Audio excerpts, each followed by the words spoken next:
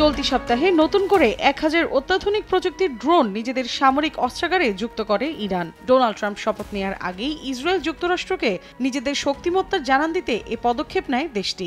ইরানের এই drone 2000 kilometre পর্যন্ত নিখুঁতভাবে আঘাত আনতে পারে বলে জানিয়েছে দেশটির আধা সরকারি সংবাদ সংস্থা তাসনিম। এছাড়াও উচ্চ প্রযুক্তির কারণে গোয়েন্দা তথ্য সংগ্রহের পাশাপাশি সঠিক দিক নির্দেশনাও দিতে পারবে বলে জানা গেছে।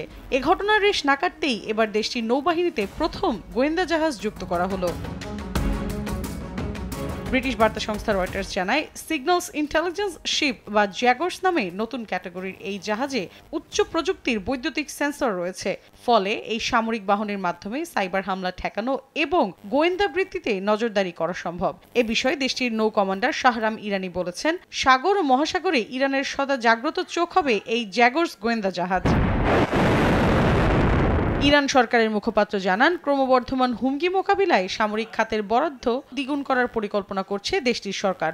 সম্প্রতি ইরানের সামরিক বাহিনীর এক ঊর্ধ্বতন কর্মকর্তা জানান, তেহরানের অনেক শক্তিশালী অস্ত্র সম্পর্কে অন্যান্য দেশের কোনো ধারণাও নেই। এসব অস্ত্র কঠোর গোপনীয়তা বজায় রেখে বর্তমান সামরিক মহড়ায় ব্যবহার করা হতে পারে বলে জানান তিনি।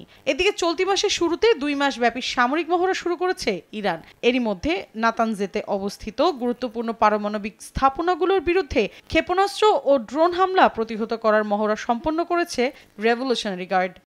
মৌসুমী সাথী, সময় সংবাদ।